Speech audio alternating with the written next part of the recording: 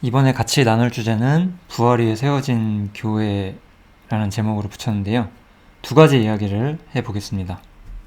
첫 번째로는 이 부활을 통해서 복음에 대한 설명을 좀 드려볼게요. 그 다음에 이제 복음을 확실히 알아야 우리가 교회라는 것이 무엇인지도 이해를 할 수가 있어요. 그래서 복음을 먼저 밑에 정확히 깔고 그에 따라서 교회란 무엇인가를 한번 정리를 하는 것이 목적입니다. 이 두 가지 문제를 한번 정리를 해볼게요. 먼저 우리가 죄사함이 전부는 아니에요. 성경에서 항상 우리가 기본적으로 죄사함을 먼저 배우긴 하지만 죄사함은 복음의 끝이 아니라 복음의 시작이에요. 에베소서인데요. 에베소서에 보면은 우리가 그리스도 안에서 그분의 은혜의 풍성함을 따라서 구속굿 죄사함을 받았다, 이렇게 이야기를 시작을 해요. 그런데 그 이야기가 어떻게 이제 전개가 되냐면, 이것은 하면서 우리가 죄사함을 받은 이유를 설명을 하기 시작을 하는 거죠. 죄사함을 받은 이유는 이것들, 이 아래 있는 것들을 우리가 알기 위해서 죄사함을 해주셨다라고 바울 사도는 보고 있는 거예요. 만약에 우리가 죄사함만 본다면 바울 서신을 거의 이해할 수가 없어요. 그래서 우리는 죄사함 너머에 바울이 가지고 있는 생각, 바울이 이해하고 있는 복음을 우리가 반드시 봐야 하고 이해를 해야 하는 거죠. 그래서 죄사함을 받은 이유가 뭐냐, 지혜와 총명이 넘쳐서 그분의 뜻의 비밀을 우리에게 알리시고자 하는 거예요. 그래서 그것이 무엇이냐, 먼저는 예수님에 대한 비밀이에요. 예수님에 대한 비밀. 여기서부터 우리가 죄사함에서는 거의 다루지 않는 주제가 나오기 시작을 합니다. 저 역시 그리스도인이고 여러 많은 기독교 교사들, 그런 사람들의 글을 읽어봐도 이런 부분들을 강조하는 사람이 거의 없었어요. 현 시대에 있는 목사들이나 설교자들도 마찬가지고요. 여기 보면 첫 번째로 중심으로 보는 게 뭐냐면, 그리스도 안에서 때가 찬 경륜을 위하여 예정하신 것인데 하늘에 있는 것이나 땅에 있는 것이 다 그리스도 안에서 통일된다라고 하는 게 첫 번째 중요한 목적이에요. 죄사함을 받은 이유가 우리가 천국 가기 위함이 아니잖아요. 죄사함의 목적이 이거죠. 예수님께서 하늘과 땅에 있는 모든 것의 중심이 되고자 하는 것. 이 통일이라는 게 그런 뜻이거든요. 하늘과 땅에 있는 모든 것이 하나가 되어서 모든 것이 만물이 예수님 아래에 있게 되는 그것을 말을 하는 거예요. 그러니까 구속의 첫 번째 이유가 우리가 죄사함 받는 게 아니라는 거잖아요. 물론 로마서에서는 우리가 죄사함 받는 문제, 우리가 죄인으로서의 문제를 해결하는 것을 가장 먼저 이야기를 하면서 영광 중에 계신 그리스도, 그 다음에 그분의 기업에 우리가 참여하는 것, 이렇게 로마서는 이야기가 전개가 되지만 에베소서는 전혀 다른 방식에서 이야기를 해요. 처음부터 죄사함이라는 것이 목적이 아니라 그 죄사함을 통해서 하나님께서 이루시고자 하는 최종적인 목적이 있는데, 그것이 무엇이냐, 모든 영광의 중심이신 그리스도를 제시하는 것이다, 이렇게 보는 거예요. 다시 한번 정리할게요. 로마서는 지금 이렇게 말하는 거죠. 로마서는 사람이 죄인이고 구속이 필요하고 이를 통해서 우리가 심판을 피하게 되고, 이제 이야기가 쭉쭉쭉 여러 가지 이야기가 진행이 되면서 예수께서 영광 중에 계시고, 그러니까 예수님께서 영광 중에 계시다는 얘기를 로마서도 얘기 안 하고 있진 않아요. 분명히 얘기하고 있어요. 사람들이 이야기하지 않을 뿐이죠. 그리고 교회가 여기에 공동 후사로서, 공동 상속자라는 용어를 쓸게요. 요즘 말로 이해하기 쉽게.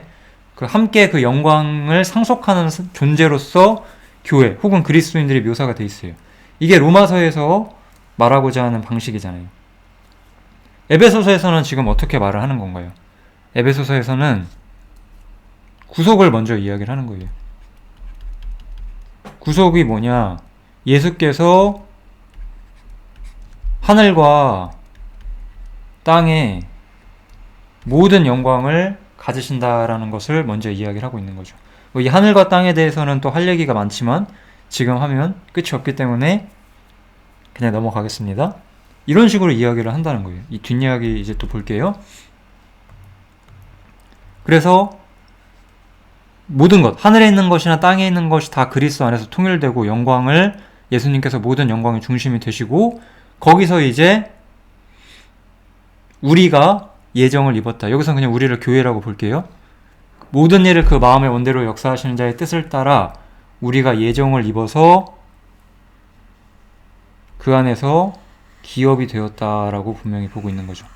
그래서 그리스도 안에서 기업을 함께 얻게 되는 존재로서 묘사가 되고 있는 거죠.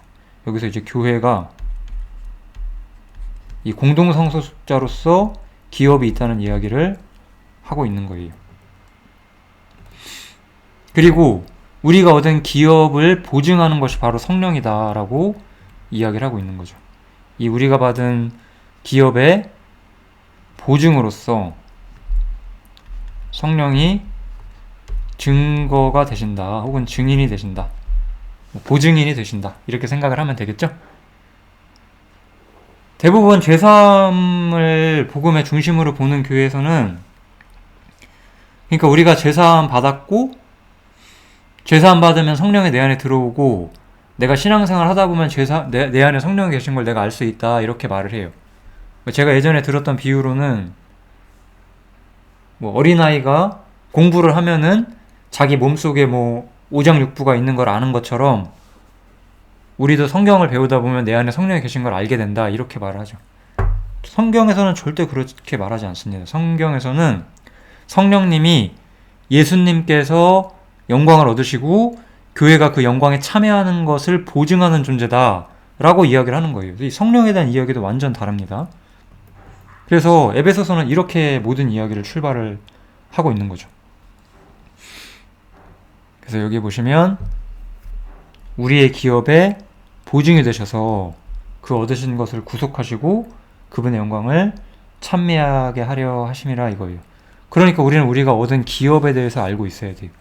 많은 사람들은, 죄사함밖에 모르는 많은 사람들은 나 죽어서 천국 간다, 좋다 그냥 이렇게 생각을 해요. 그런데 성경에서 말하고 하는 건 그것이 아니에요. 예수님께서 하나님이 지으신 모든 세계의 모든 영광을 가지시게 될 거예요. 이것을 가장 쉽게 이해할 수 있는 것은 요셉이에요. 요셉은 이 비유죠. 요셉 위에는 바로가 있었어요. 바로가 요셉에게 모든 영광을 줘요. 그래서 2인자가 되잖아요. 실제적인. 이렇게 하나님께서 자신이 가진 모든 영광을 예수님께 주신다는 거고, 교회는 예수 그리스도의 신부기 때문에 신부로서 즉각적으로 이 2인자와 동등한 대우를 받는 거죠. 원래 우리나라도 대통령과 대통령 부인은 사실 동등한 대우를 받는 거잖아요. 그 권위적인 측면에서. 물론 그 대통령 부인이 정치에 참여하는 건 아니지만요. 그 신분과 위격을 동등하게 보는 거거든요. 그래서 교회는 그리스도의 신부로서 이 모든 영광의 공동 상속자가 되는 거예요. 그래서 여기가 우리가 복음을 이해해야 돼요. 많은 사람들이 자신이 얻은 기업이 뭔지를 잘 모르고 있습니다. 실제로는. 그래서 여기가 바로 에베소서가 이야기를 하는 시점이에요. 그러면 이제 왜 이런 일들이 발생을 하게 되었는가, 어떤 근거로 우리가 이러한 복음을 소유하게 되었는지를 좀 뜯어봐야 되겠죠? 복음을 이해하기 위해서. 그러니까 아까 로마서에서는 아까 죄인으로 시작해서 십자가 피로 구속받는 이야기를 했는데, 제가 여기서 이렇게 생략한 부분이 있잖아요. 여기서 이제 새로운 사상이 등장하게 되는 거예요. 아담과 그리스도에 대한 이야기가 이 사이에 나오게 되죠. 로마서 5장부터. 지금부터 이제 그 얘기를 좀 들어가 보겠습니다. 그래서 답을 미리 말씀드리면, 그리스도가 영광을 얻었고 우리가 그 영광에 참여한다고 하는데, 그 예수님이 얻으신 영광이 무엇이냐, 약간 이 이야기를 우리가 한다고 생각하면 될 것 같아요. 그래서 우리가 여기서 아담과 그리스도를 봐야 돼요. 바울 사도는 아담과 그리스도를 아주 중요한 두 인물로서 제시를 하면서 한 사람 아담으로 말미암아 죄와 사망이 들어왔다라고 이야기를 하고 있어요. 마찬가지로 한 사람의 순종치 아니함으로 많은 사람들이 죄인이 되었다. 그치만 또 한 사람의 순종하심으로 많은 사람이 의인이 된다라고 말하면서 아담이 한 일과 그리스도께서 하신 일을 완벽하게 대비를 시키고 있어요. 아담과 그리스도는 인류의 두 머리로서 성경에서 분명히 제시를 하고 있어요. 이거는 고린도전서 15장인데 사망이 사람으로 말미암았으니 아담이 죄를 지었기 때문에 사망이 들어온 거잖아요.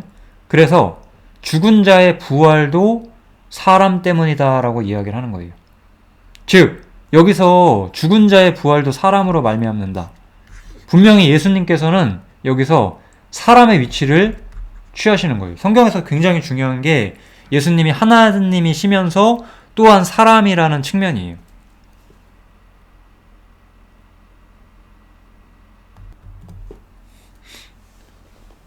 예수님께서 왜 꼭 사람으로서 죽으셔야만 했는가, 이것이 또 상당히 좀 어려운 주제일 수 있는데 우리가 이 문제가 들어오게 되면 예수님이 사람으로서 오시는 것은 너무나 당연한 이야기가 되는 거예요. 왜냐면 인류의 두 머리라고 했잖아요. 죄인이 있고 의인이 있다고 쳐봅시다 우리가. 근데 죄사함밖에 없으면 이 죄인이 용서를 받으면 의인이 된다라는 것 이상을 생각하기가 힘들어요. 그런데 바울이 전개하고 있는, 바울이 말하고자 하는 의도는 뭐냐면 죄인의 머리는 아담이었고 우리가 다 이걸 알죠? 모친이 죄 중에서 나를 잉태하였다 이렇게 다윗이 말하잖아요. 그래서 내 죄의 뿌리, 내가 죄를 지어서 죄인이 된 것이 아니라 죄인으로 태어났기 때문이다 라는 거잖아요. 그럼 그 뿌리가 어디로 가요? 아담에게로 가잖아요. 그것처럼 그리스도께서 또 다른 인류의 머리로서 서 계시기 때문에 내가 아담의 후손으로서 죄인이 된 것처럼 내가 그리스도의, 정확히 후손이라고 말하기는 좀 어렵지만 그리스도께 속한 자로서만 의인이 된다고 하는 거예요. 이게 바로 인류가 두 머리가 되어야 되는 이유고 예수님께서 반드시 사람이 되셔야만 하는 거예요. 내가 아담의 후손이기 때문에 내가 심판을 받는 것처럼 내가 그리스도에게 속해야지만 심판을 피할 수 있다는 거예요. 단순히 죄 용서를 받아야 되는 것이 아니라. 물론 이것은 어떤 사람이 하나님을 전혀 모를 때 바로 가르칠 수 있는 주제는 분명 아니에요. 사람이 전혀 하나님을 모를 때 우리는 당신은 죄인이고 예수님의 피가 당신의 죄를 용서했습니다. 이것을 먼저 분명 가르칠 거예요. 그치만 거기서 멈추지 않아요. 왜? 복음을 더 심도 있게 가르치는 것이 로마서의 목적이잖아요. 로마서는 복음을 모르는 사람들을 위해 쓴 것이 아니라 복음을 아는 사람들에게 이미 예수님의 부활하셨다는 그냥 분명한 팩트, 그 사실을 받아들이고 예수님께서 자신의 희생으로 말미암아서 우리의 죄를 용서하셨다는 걸 믿는 사람들, 이미 그러한 믿음이 로마까지 퍼져 있었던 거잖아요. 그 로마에 바울이 자기가 알고 있는 복음의 총체, 그것을 설명하는 거란 말이죠. 그게 로마서예요. 그래서 인류의 두 머리로서 두 번째 머리가 되시는 그리스도에게 속해서 우리는 의인의 자리를 얻었다, 이 이야기를 하는 거예요, 바울이. 그래서 아담 안에서는 모든 사람이 죽은 것처럼 그리스도 안에서는 모든 사람이 산다고 했어요. 첫 사람은 땅에서 났고 흙에 속했다. 둘째 사람은 하늘에 속했다. 이렇게 말을 하는 거예요. 그러니까 나는 반드시 그리스도께 속한 사람이 되어야 하고 둘째 사람이 되어야만 한다는 거예요. 이게 성경에서 말하고자 하는 복음이에요.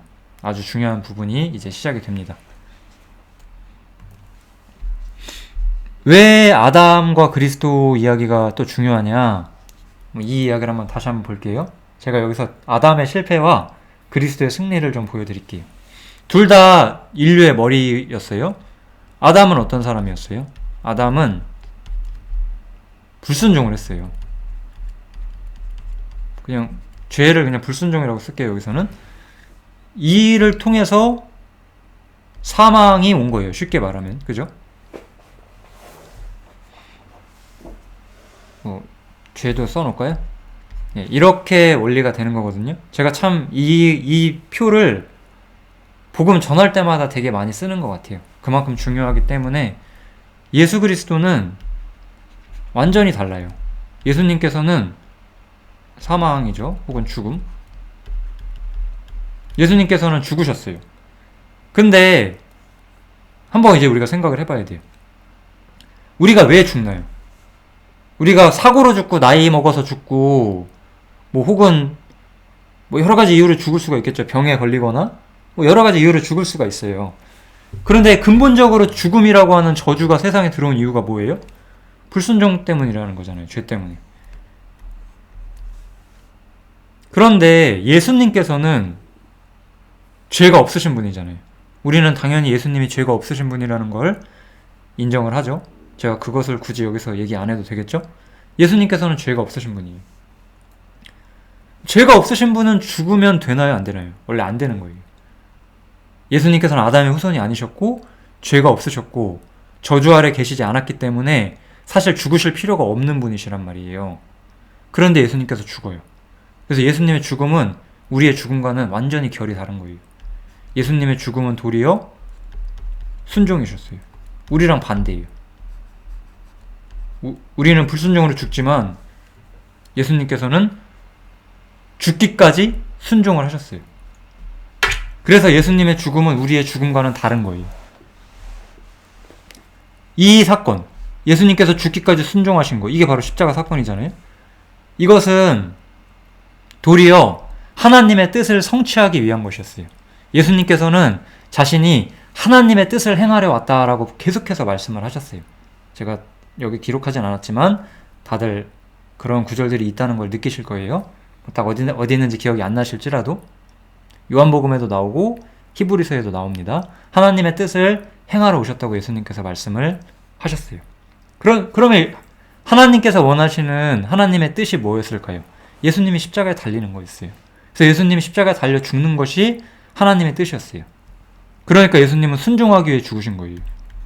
그러니까 예수님께서는 우리의 죽음과는 다르기 때문에 사망에 매여 계실 수가 없다. 이게 굉장히 중요한 거예요. 미리 뒷장을 먼저 보면 그가 하나님의 정하신 뜻과 사도행전 2장이죠. 이게 하나님이 정하신 뜻이에요. 미리 아신 바대로 하나님이 미리 계획하시고 예언하시고 미리 아신 바 그대로 내어주어서 십자가에 못 박혀 죽으셨다라고 사도 베드로가 이야기를 하는 거죠. 그렇지만 하나님께서 사망의 고통을 풀어 살리셨다. 예수님께서를 부활시키셨다라고 말을 해요. 왜냐? 이게 중요한 거예요. 그는 사망에게 매여 있을 수 없었음이라고 말하는 거예요. 왜냐하면 예수님께서는 죄가 없으시니까요. 그러니까 예수님께서는 사망에 매여 계실 수가 없는 분이신 거예요. 그러니까 예수님은 죄에 대해서 승리하신 분이고 예수님은 반드시 부활하셔야 돼요. 여러분들은 부활을 깊이 생각을 해봐야 돼요. 부활의 의미가 뭔지를. 예수님은 반드시 부활하셔야만 하는 거예요. 그래서 예수님께서는 자기가 십자가에 달리기 전에 자신이 하실 일을 완성하실 것을 미리 말씀하시면서 아주 중요한 이야기를 해요. 저는 요한복음 13장 31절, 이게 요한복음 13장 31절인데요. 죄사함만 아는 분들은 아마 이 구절이 복음이라고 전혀 생각을 못 하실 거예요. 그렇지만 성경에서 복음과 가장 굉장히 그 관계가 깊은 구절 하나가 바로 이 요한복음 13장 31절이에요. 뭐래요? 인자가 영광을 얻었고 하나님도 인자를 인하여 영광을 얻으셨다라고 말하잖아요. 하나님이 영광 얻으신 것부터 먼저 얘기할게요. 아담의 죄로 인해서 세상이 저주 가운데 갔고 세상에는 악이 들어왔고 부패와 더러운 것이 들어왔어요. 그러므로 인해서 사람들이 하나님을 잊고 살고 하나님 없다고 말하고 하나님을 부정하는 세상 속에 우리가 살아요. 하나님께서는 영광을 지금 보여주지 못하고 계신 거예요. 보여주지 못한다기보다는 안 보여주고 계신 거죠. 왜냐하면 자신을 부정하는 세상을 아직은 통치하시고 계시니까요. 그러한 세상에 예수님께서 십자가를 통해서 그러한 세상을 끝낼 수 있는 기반을 마련을 하셨어요. 첫 번째 세상, 첫 세상이 타락했다라고 이야기를 해볼게요. 첫 세상이 타락을 했어요. 그런데 예수님께서 십자가를 짊어지신 거예요. 그럼으로써 이제 새로운 세상을 가지고 오실 수 있는 그 기반을 마련을 하신 거예요. 그래서 예수님께서는 하나님을 영화롭게 하신 거예요. 왜냐하면 예수님께서 죄를 용서하시고 죄를 심판하시는 모든 일을 하나님을 대신하여 이 땅에서 실현하셨잖아요. 그리고 그 결과가 언젠가 드러나겠죠? 그때가 되면 모든 사람이 하나님을 경배해야 되는 그 순간이 오겠죠? 그렇게 함으로써 하나님은 영광을 얻으시는 거예요. 누구 때문에? 예수님 때문에. 그렇기 때문에 하나님은 예수님에게 영광을 주시는 거예요. 이거에 정말 가장 좀 좋은 비유는 좀 세종대왕이에요. 제가 보기에 우리나라에서는 세종대왕. 이런 거죠. 세종대왕님은 원래 왕이에요. 원래 왕으로서 영광이 있어요. 예수님은 하나님이시기 때문에 원래 영광스러운 하나님이에요. 그런데 우리가 세종대왕을 더 높이 치는 이유는 그분이 왕으로서 많은 업적을 남기고 뭐 한글도 만드시고 뭐 이런 게 있는 거잖아요. 그런 원리인 거예요. 예수님은 원래 하나님으로서 영광스럽지만 이제 예수님은 더욱더 영광스러운 존재가 되었는데, 왜냐하면 이 죄와 타락이 들어온 세상을 해결하기 위해서 십자가에 달리시고 하나님께 완전히 순종하셨고 부활이라고 하는 결과를 가져오셨기 때문에 하나님을 영광스럽게 했다는 거예요. 그로 인해서 예수님은 더 영광스러워졌다는 거죠. 원래 하나님 자신으로서 가진, 그래서 제가 아까 이런 얘기를 했잖아요. 예수님이 사람이면서 하나님이시다, 제가 이런 얘기를 했죠. 그래서 예수님은 하나님으로서 원래 가진 영광이 있는데 사람으로서 십자가에 순종하심으로 완성시킨 영광, 그래서 더 큰 영광을 예수님께서 소유하게 된 거예요.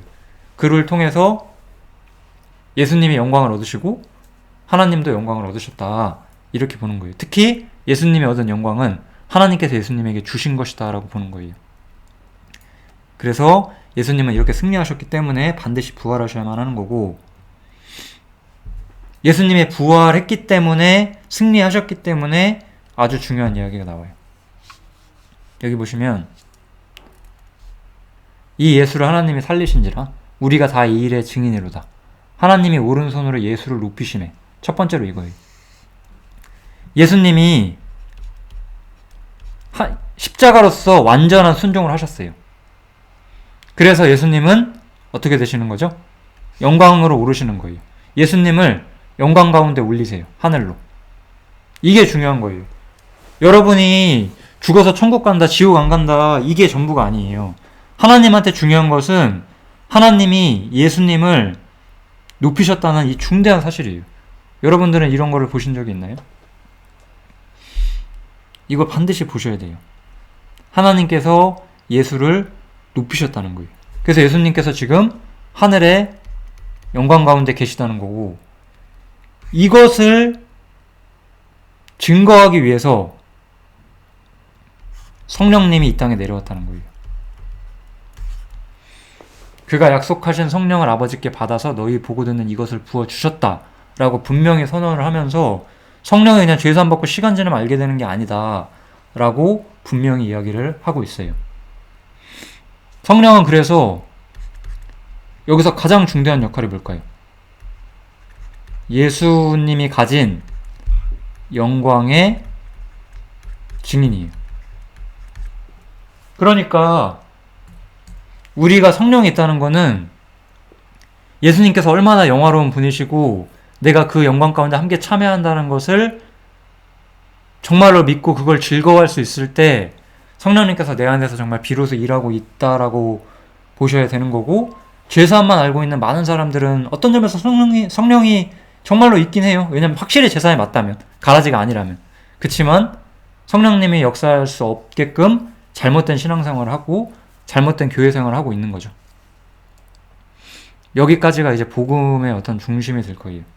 이것에 대해서는 좀 더 보강 설명 조금만 할게요.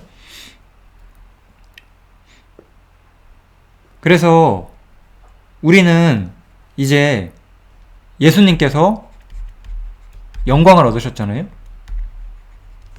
우리가 예수님께서 영광을 얻으셨는데 이제 우리는 이 영광 얻으신 예수님과 연결된 새로운 사람이 되었다는 거예요. 이제 아담에게 속한 사람이 아니라 예수님께 속한 사람이 되었다는 거죠. 그래서 구원이라는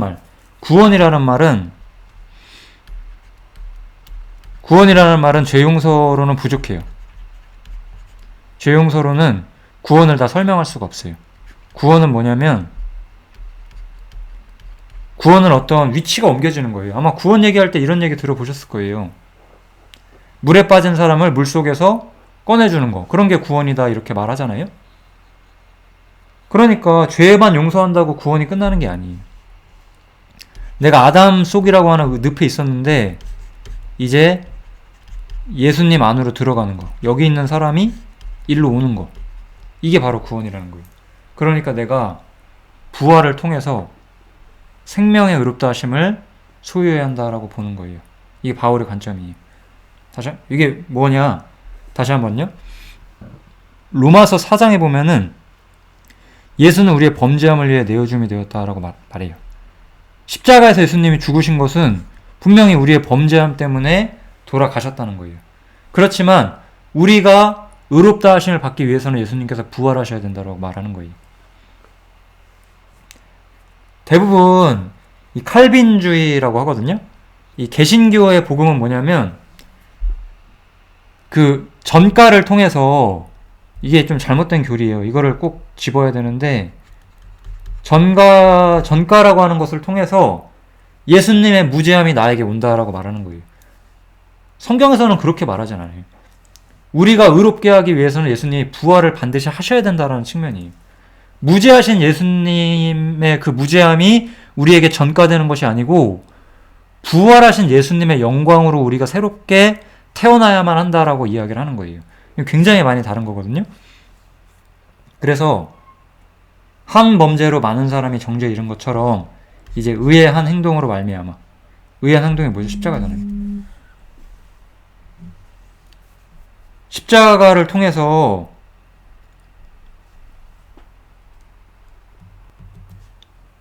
하나님을 영화롭게 하는 완전한 의의 행동을 하셨고,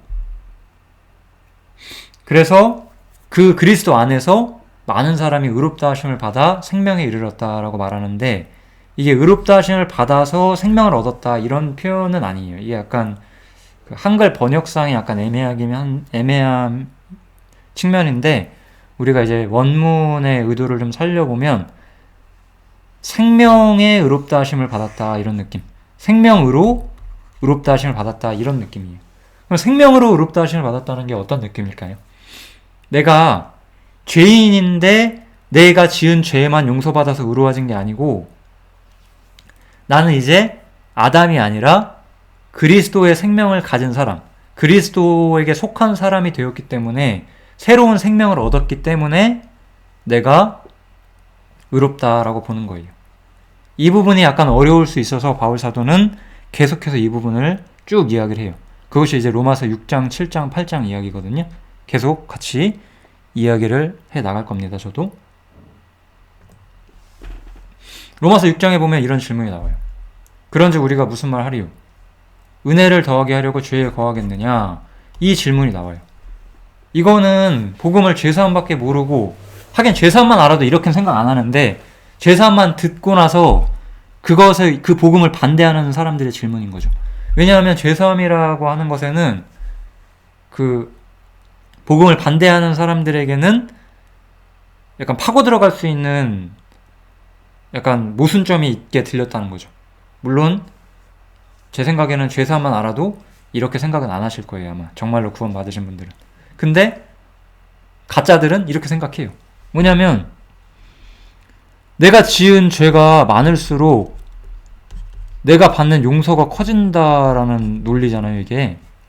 그러면 내가 받는 용서가 커지니까 이거는 은혜가 더 커지는 것이 아니냐, 그러면 더 많이 죄 지어도 되는 거 아니냐 라는 질문이 들어왔다는 거예요. 죄사함을 가지고 이것을 반박하는 것이 되게 이상해요. 반박할 수 있죠. 뭐 예를 들어서 이럴 때는 이제 사실 인간의 어떤 마음 말고는 호소할 수 있는 게 없어요, 사실.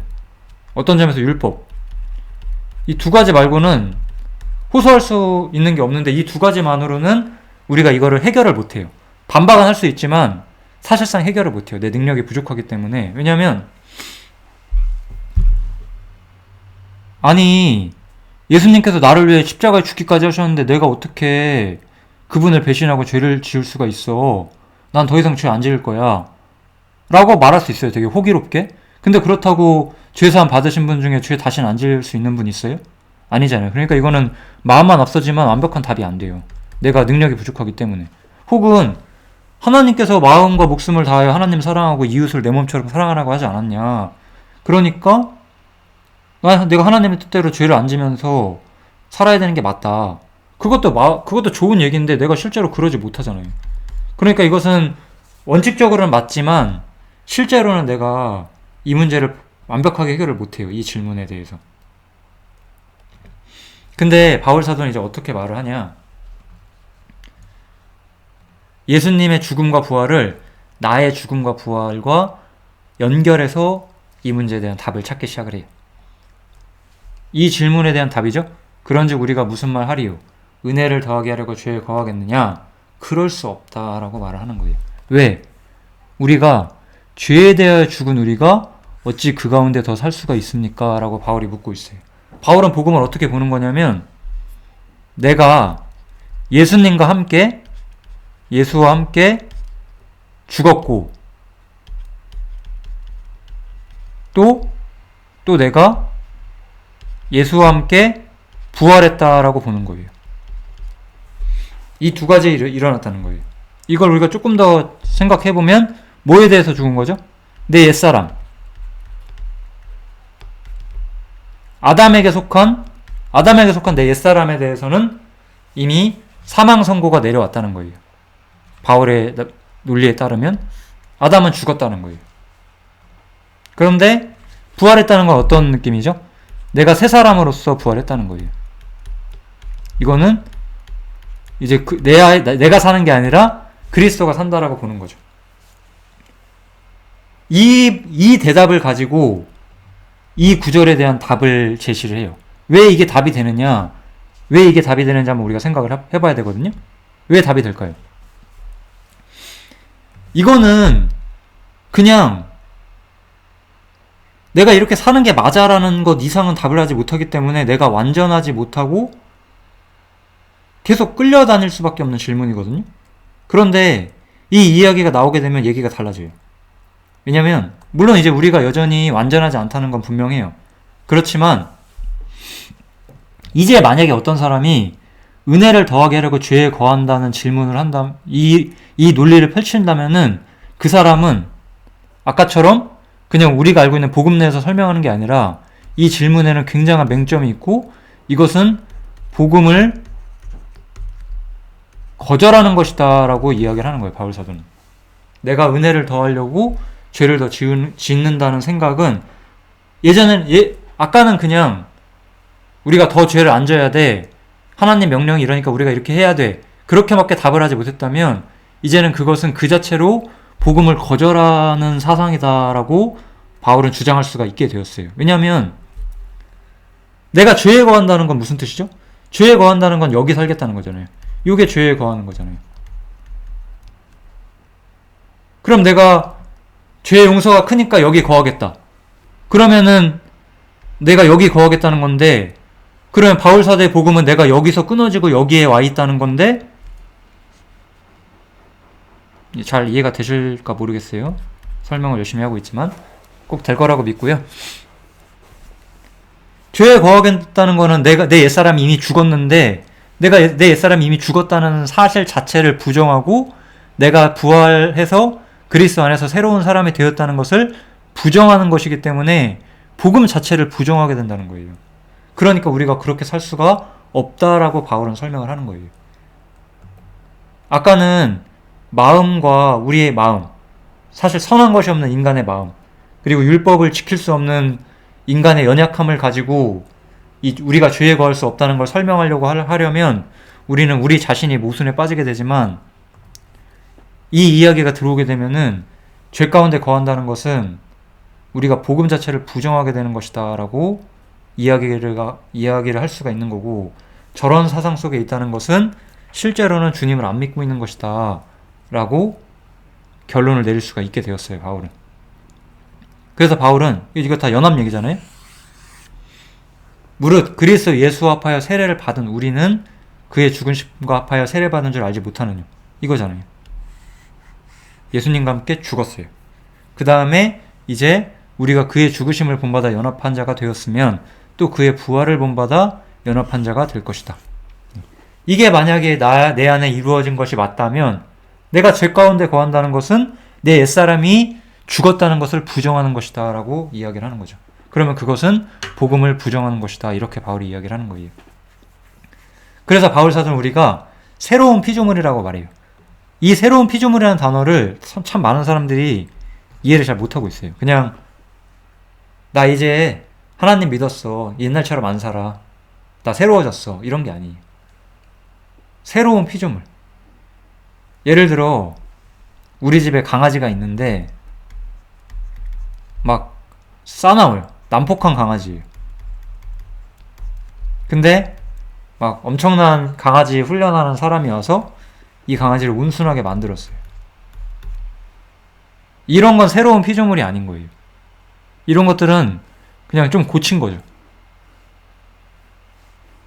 근데 강아지가 늑대가 갑자기 호랑이가 됐어요. 이런 게 이제 새로운 피조물인 거죠. 완전히 바뀐 거예요.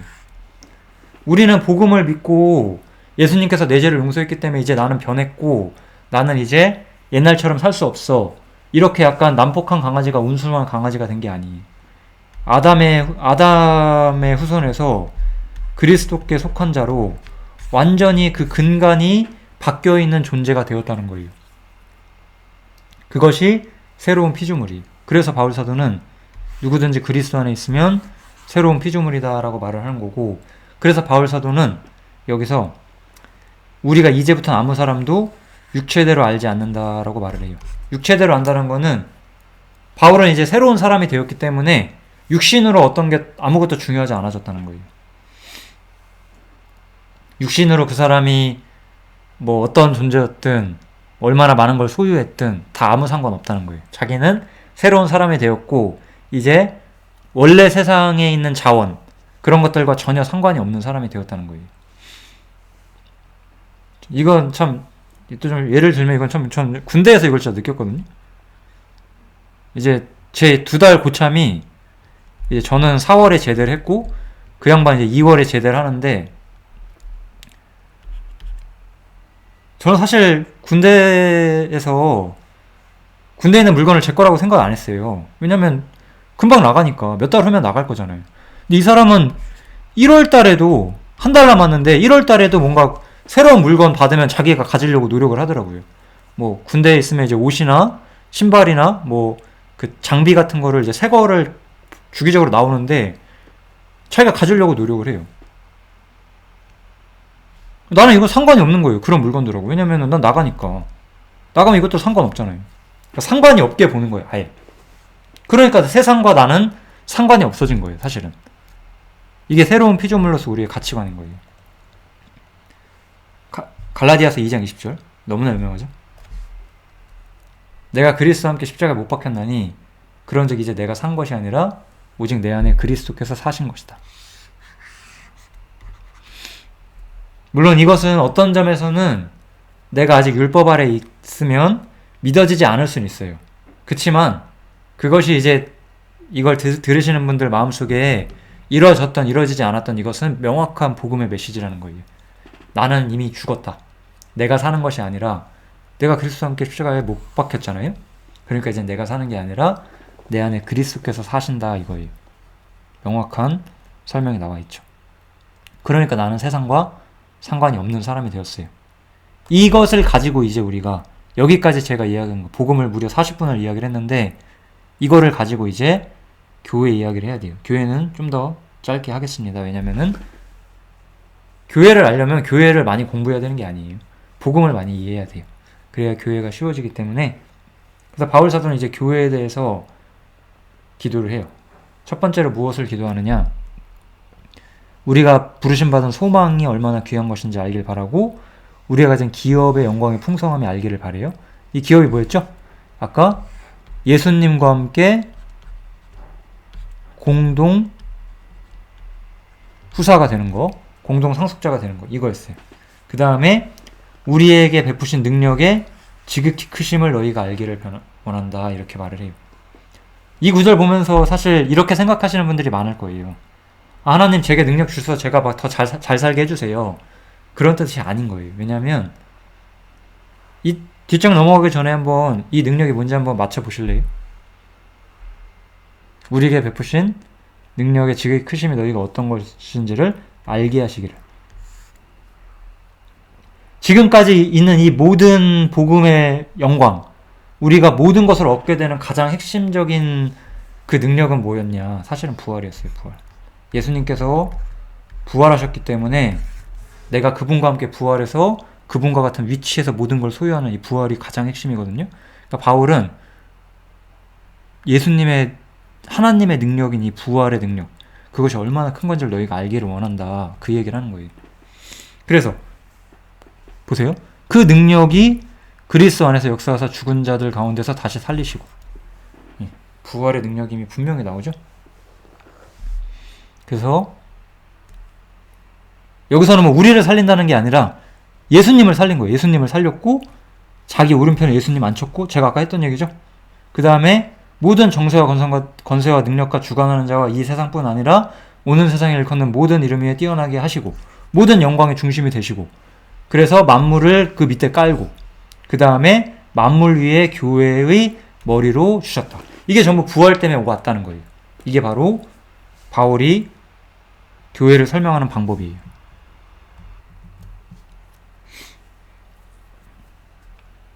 그래서 여기 한번 보세요. 뒷구절까지 같이 하고 같이 설명할게요. 그래서 교회는 그 예수님의 부활의 능력 속에 있다는 거예요. 뭐냐면 여기가 세상이었어요. 사실은 예수님께서는 사실은 세상에서 십자가에 못 박히고 죽으셨죠. 그래서 하늘에 오르셨어요. 더 이상 세상에 속하지 않은 분이 되셨어요. 예수님은 여기서 머리가 되셨고 우리는 이렇게 몸이 되었어요. 예수님께서는 머리가 되셨고요. 그러면 몸은 지금 어디 있어요? 몸은 사실은 세상에 속하지 않게 되었다는 거예요. 예수님께서는 하늘에서 모든 영광을 소유하신 분이세요. 그리고 교회도 사실은 그 몸으로서 모든 영광을 이미 소유한 존재로서 보여지고 있어요. 그래서 교회는 어떤 곳이에요? 교회는 그분의 몸이고 만물 안에서 만물을 충만케 하시는 자의 충만으로 가득 차 있는 존재인 거예요. 충만이라는 것은 가득 차 있다라는 뜻이에요. 가득 차 있다. 무언가 부족한 것이 없다, 그런 뜻이에요. 그래서 교회는 부활의 능력 속에서 세상에서는 끝났고 세상을 넘어서서 세상 밖에서, 왜냐면 부활했으니까. 왜냐면 이 세상을 넘어가려면 이 죽음이라는 강물을 넘어야 되거든요. 사람들은 그래서 이 세상을 넘지를 못해요. 그런데 우리는 죽었지만 다시 부활해서 여기 있는 거잖아요. 그래서 부활이 없으면 교회라는 게 뭔지 절대 이해할 수 없게 돼요. 왜냐하면 교회는 죽음의 강물을 넘어선 사람들의 모임이 되는 거거든요. 그래서 이 문제를 모르게 되면 교회는 그냥 구원받은 사람들의 모임, 이 정도 생각 이상을 넘어갈 수가 없어요. 그래서 반드시 이 부활이라는 문제가 들어와야 되고, 교회가 부활의 능력 속에서 예수님과 연합이 돼 있고 이 세상과는 끊어져 있다는 것을 반드시 이해를 하셔야 되는 거예요. 이 이야기를 다 하는 건 끝이 없기 때문에, 그러면 이 우리가 주님과 함께 부활해서 세상에 속하지 않은 존재로서 여러 가지 입장들을 성경이 계속 이야기를 하거든요. 그래서 몇 구절만 그냥 볼게요. 세상에 대해서 바울은 어떻게 보고 있을까요? 바울은 그리스도로 말미암아 세상이 나를 대하여 십자가에 못 박히고 나도 세상을 대해서 그렇다라고 말해요. 원수되었다고 말하는 거죠. 세상과 예수님이 있었어요. 십자가를 통해서 세상은 예수님을 거부했어요. 이제 그것에 대한 대가로 예수님도 세상을 심판하시고 거부하실 거예요. 근데 여러분 어디 계세요 지금? 나는 어디에 속한 사람이죠? 성경에서는 여러분이 여기서 예수님과 함께 있다라고 말을 해요. 내가 여기. 그러면 세상은 여러분과 어떤 관계가 돼야 돼요? 원수가 돼야 되는 거예요. 교회는 다니는데 세상과 벗이 된다? 교회 뭐하러 다니세요 그러면? 필요 없는 거예요 그런 거. 교회라는 거는 원래 세상과 원수되어 있는 거예요. 율법. 많은 사람들이 또 이제 칼빈주의, 장로교 이런 데는 율법이 우리 삶에 계속해서 필요하다. 우리가 율법을 지키며 살아야 한다라고 말하지만, 바울은 율법 자체가 아니라 우리가 죽었고 부활했다는 그 위치로부터 우리가 살아가는 방법을 제시를 해요. 왜냐하면 율법은 정죄의 능력이 있기 때문에 우리는 죽었기 때문에 율법에서 벗어났다라고 말하는 거예요. 왜냐하면 율법은 항상 살아있는 사람에게, 죄인에게 정죄를 가져와요. 율법은 죄인에게 정죄를 가져오는 거예요.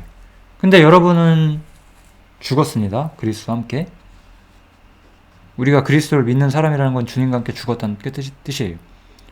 죽었고 나는 부활을 했어요. 예수님의 생명으로 부활했어요. 율법은 살아있는 사람을 정죄할 뿐이에요. 난 죽었기 때문에 율법은 더 이상 우리를 정죄할 수가 없어요. 그렇기 때문에 우리는 율법과는 상관이 없는 사람이 되었고, 이 문제를 우리가 깨닫게 됨으로써 율법으로부터 자유해지고 그것을 우리가 해방이라고 말을 해요. 해방도 여기서 설명은 안 할게요. 종교, 예를 들어서 사실 이건 기독교죠. 참 많은 잘못된 기독교들이 있어요. 왜냐? 내가 죽음을 통해서 세상과 끊어졌다는 걸 모르니까. 그러니까 세상의 시스템이 가득한 종교에 있어요. 예를 들면 교회라고 해볼게요. 교회가 있는데 교회 안에 세상 시스템이 가득해요. 그런데 원래 교회는 어떤 곳이어야 돼요? 교회라는 곳은 부활 너머에 있는 곳이잖아요. 부활을 통해서 새로운 피조세계에 들어와 있는 것이 바로 교회잖아요. 그러니까 골로새서에서는 이런 말을 하는 거예요. 바울 사도가. 너희가 세상의 초등학문에서 그리스도와 함께 죽었다. 그런데 어찌하여 세상에 사는 것처럼 의문을 순종하느냐, 이렇게. 의문이란 거 얘기 나오죠? 곧 붙잡지 말고 맛보지 말고 만지지 마라. 이거 이제 되게 하와랑 많이 연결을 해요.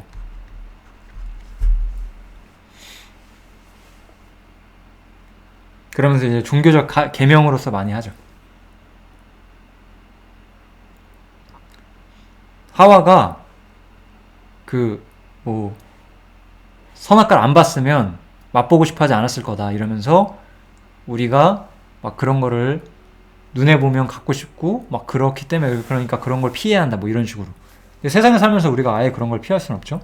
그런 가르침은 잘못됐다는 거예요. 사람의 명과 가르침은 잘못됐다는 거예요. 왜냐? 우리가 세상 시스템에서 죽었고 부활해서 새로운 세계 속에 들어와 있기 때문에.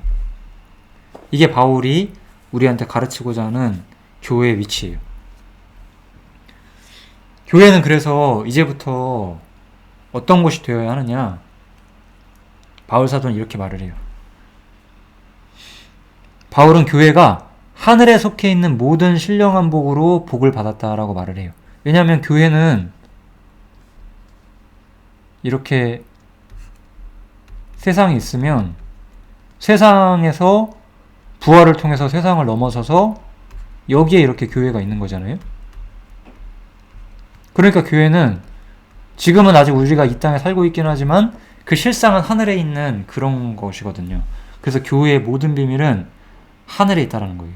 교회의 모든 복은 하늘에 속해 있고, 그 복의 핵심이 무엇이냐? 우리가 그분 앞에서 거룩하고 흠이 없게 하시려고. 우리는 여기 있는데 여기서 우리는 거룩하고 흠이 없어요. 그럼 거룩하고 흠이 없으면 어떨까요? 거룩하고 흠이 없으면 우리는 이거 한 구절 더 할게요. 그래서 우리를 아들들이 되게 하셨어요. 아들들이. 하나님께서는 완전하고 거룩하고 사랑과 빛으로 충만하시기 때문에 자신의 본성에 부합하지 않은 것들과 사귐을 가질 수가 없어요. 그래서 우리가 하나님을 보지 못하는 거잖아요. 이 세상에서. 이 세상은 죄로 인해 타락했기 때문에. 그래서 우리가 하나님을 보고 하나님과 사귐을 가지려면 우리는 거룩해야 되고 흠이 없어야 되고 아들들이 돼야 돼요. 그러면 그냥 죄 용서만 받은 걸로는 그게 안 돼요.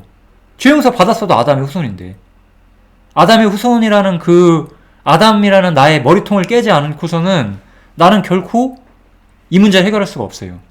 그래서 여자의 후손이 뱀의 머리를 깬다고 하는 거예요.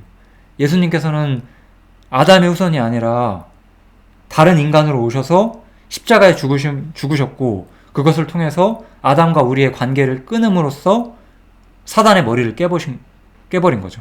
즉 이제 사단과 세상과 율법과 죄가 우리를 건들 수 없는 완벽한 세상 속으로, 거룩과 흠없음과 아들 대우를 받는 완벽한 세상 속으로 우리가 들어가 있고, 이것이 바로 교회의 진짜 위치인 거예요.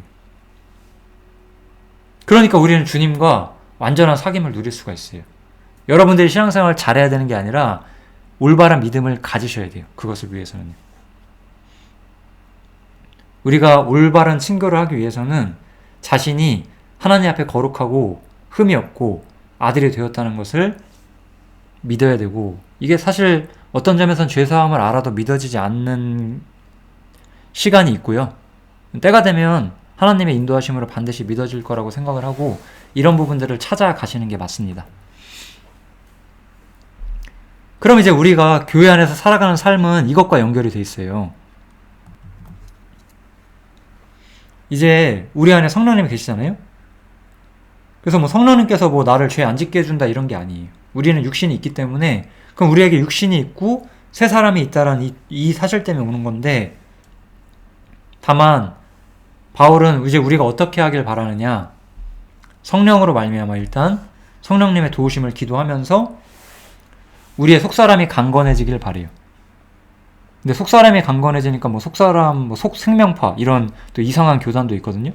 근데 그런 뜻이 아니라 핵심은 이거예요. 그리스도께서 너희 마음에 있기를. 이게 진짜 단순해요. 이게 뭐 내 마음에 그리스도 있어 이렇게 쉽게 말할 수 있는 게 아니에요. 이게 어떻게 보면 내 마음의 보물이 뭐냐 이거예요. 돈을 좋아하는 사람은 돈이 그 마음속에 있는 사람인 거예요. 정말 자기 마음속에 제일 소중한 게 뭐냐는 거예요. 내 마음속 진짜 보물이 무엇이냐. 이거는 그러니까 내가 죄를 안 짓게 만들어주는 게 아니에요. 이 이야기에서 가장 중요한 건 부자 청년 이야기예요.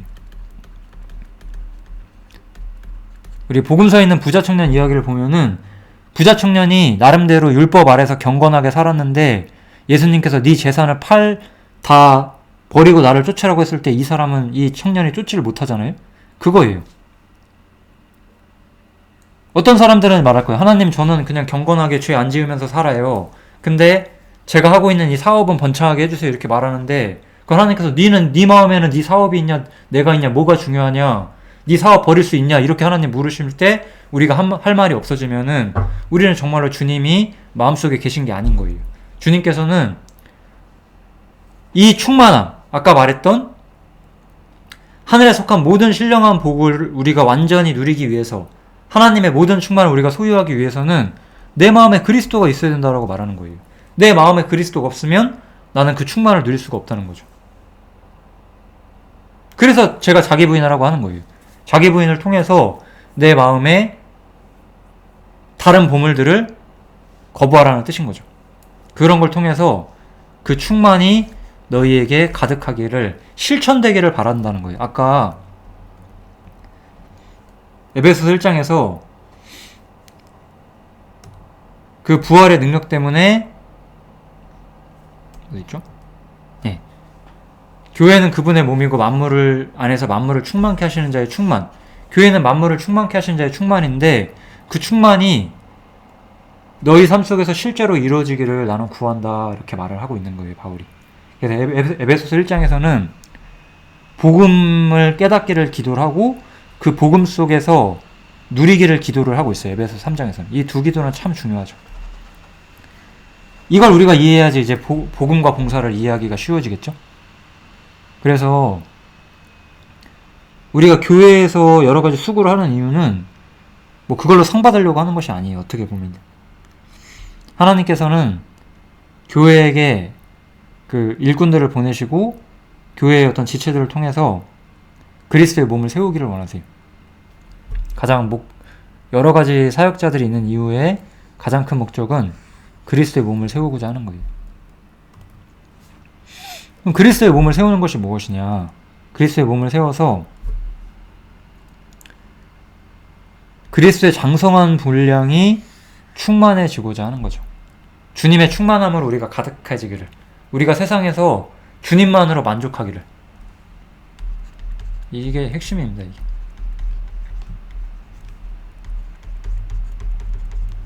나에게 내가 많은 걸 소유하지 않은 사람일지라도 고린도 후서에 나오죠. 아무것도 없는 자 같으나 모든 것을 가진 자라고. 그런 사람이 되기를 바라는 거예요. 주님만으로 만족하는 사람. 이렇게 되기 위해서는 이런 사람들을 통해서 몸이 세워져야 되는데, 그건 왜 그러냐? 우리가 어린아이가 되지 않고 사람의 괴술과 간사한 유혹에 빠져서 모든 교훈의 풍조에 밀려 요동치 않으려고. 왜냐면 이러한 진리가 얼마나 많이 가려져 있어요. 어떤 교회에서는 열심히 교회 다니면은 여러분에게 뭔가 복이 옵니다. 교회 열심히 다니고 교제 잘 참석하면은 하나님의 능력이 임해서 여러분이 점점 잘 살게 될 거예요. 뭐 이런 말 하잖아요. 저는 그렇게 말하지 않고 있잖아요. 바울도 그렇게 안 말하잖아요. 근데 왜 교회에서는 그렇게 말해요? 사람의 괴술과 간사한 유혹에 빠져 있는 거예요. 모든 교훈의 풍조에 밀려서 요동하고 있는 거예요. 모든 교훈, 그러니까 다른 교훈이죠. 다른 교훈. 성경에 나온 참된 교훈이 아니라 다른 교훈에 밀려 다니는 거죠. 이렇게 해보니까 이렇게도 해보고, 저렇게 해보라니까 저렇게도 해보고. 그래서 일꾼이 필요한 이유는 교회가 진짜로 가야 되는 길을 보여주기 위해서 필요한 거예요.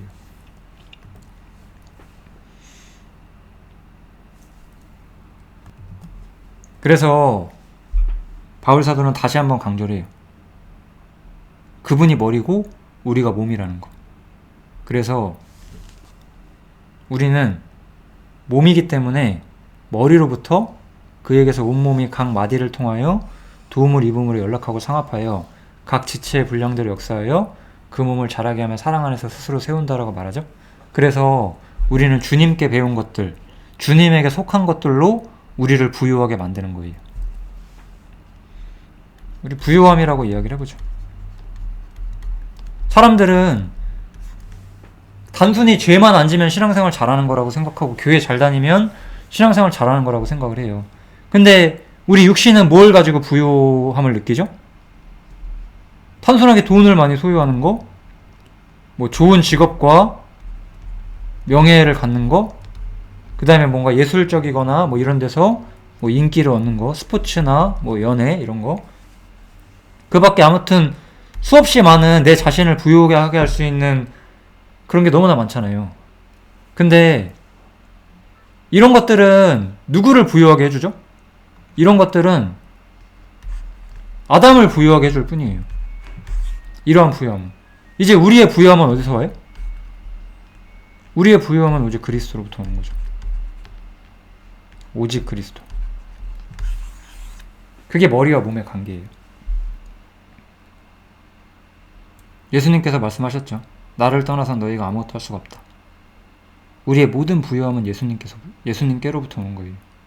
그걸 아는 사람들은 이 세상에서 나를 부유하게 할 수 있는 것들을 구하려고 노력하지 않습니다. 왜냐하면 그런 것들은 실제로 나를 부유하게 해주지 않거든요. 나를 부유하게 해줄 수 있는 건 오직 주님밖에 없는 거예요. 그런 것들을 이해하기를 바래요. 그것이 사도 바울이 교회가 무엇인지 우리에게 가르치는 방법입니다. 이러한 사상을 바탕으로 우리가 로마서, 에베소서, 골로새서 이런 것들을 보면서 세부적인 교훈들, 좀 더 정확한 지침들 이런 것들을 알아가는 거죠. 일단 오늘은 복음 자체에 대한 설명을 좀 했습니다. 네, 여기서 마치겠습니다. 감사합니다.